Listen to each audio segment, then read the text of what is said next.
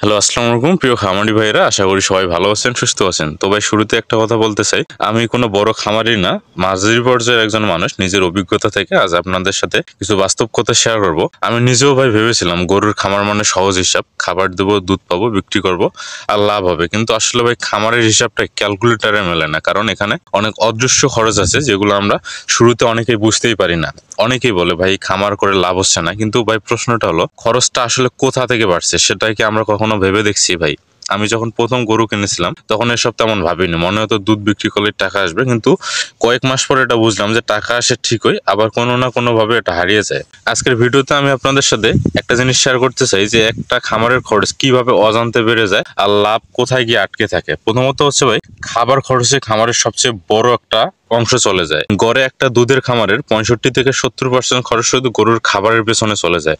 মানে যদি আপনার মাসিক খরচ হয় যদি 1 লাখ টাকা, তার মধ্যে 70,000 টাকাই যাবে গরুর খাবারে। এখন প্রশ্ন, আপনি কি জানেন প্রতিদিন গরু আসলে কত খাবার খাচ্ছে? অনেক খামারে দেখা যায় যে কর্মচারীরা খাবার মেপে দেয় না, হাতের আন্দাজে দেয়। গরুর প্রয়োজনের চেয়ে বেশি দিলে খাবার নষ্ট হয়, কম দিলে দুধ কমে যায়, দুই অবস্থাতেই ক্ষতি। তাই ফিড ম্যানেজমেন্টের সঠিক হিসাব রাখাটা অত্যন্ত একটা জরুরি। দ্বিতীয়ত হচ্ছে ভাই, ফিড মিক্সিং বা রেশনের ভারসাম্য না জানা। অনেকেই নিজেদের খাবার নিজে বানান, কিন্তু প্রোটিন, এনার্জি আর ফাইবারের অনুপাত ঠিক রাখেন না। যেমন বেশি ভুসি দিলে গরু মোটা হয় কিন্তু দুধ কমে যায়, আবার কম ভুসি দিলে গরু শুকিয়ে যায়। আর একটা কথা বলতে চাই যে ভাই, দুধ বিক্রির নামে একটা ভেরিয়েশন থাকে। আমাদের দেশে দুধের দাম কখনোই স্থির থাকে না।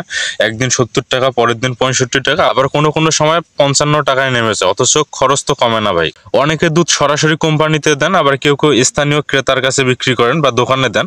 অনেকেই ঠিক মতো দাম বোঝেন না। 1 লিটার দুধের উৎপাদন খরচ কত সেটা হিসাব না করলে লাভ বুঝবেন ভাই কিভাবে? ধরুন আপনি প্রতি লিটার দুধে 60 টাকা খরচ করছেন আর বিক্রি করছেন 65 টাকা, তাহলে লিটার প্রতি মাত্র 5 টাকা লাভ হবে।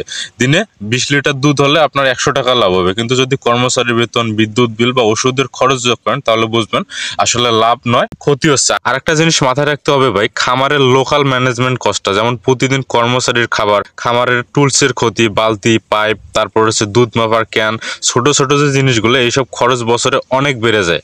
এগুলো যখন না লিখে রাখা হয় মনে হচ্ছে যে লাভ হচ্ছে, কিন্তু হিসাব কষলে দেখা যায় যে 5 থেকে 10% টাকা এখানেই যাচ্ছে।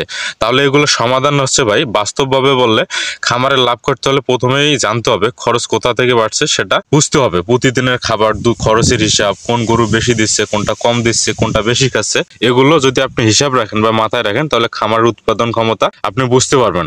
আর একটা জিনিস যেটা মাথায় রাখতে হবে সেটা হচ্ছে ভাই, দীর্ঘমেয়াদে একটা চিন্তা করতে হবে। আপনি হয়তো ভাবছেন যে 6 মাসে বা 2 মাস পর আমার লাভ হবে, কিন্তু এটা যদি না হয় তাহলে ভাই সমস্যা নেই। যদি আপনি বোঝেন কিভাবে খরচ নিয়ন্ত্রণে রাখতে হয়, গরুর খাবারের মান, তারপর হচ্ছে দুধ বিক্রির সঠিক সময় রেকর্ড রাখা এবং খামারের পরিচ্ছন্নতা, এই 4টি জায়গা যদি ভাই আপনি ঠিক করতে পারলে ধীরে ধীরে কিন্তু ভাই স্থায়ীভাবে এটা বাড়বে।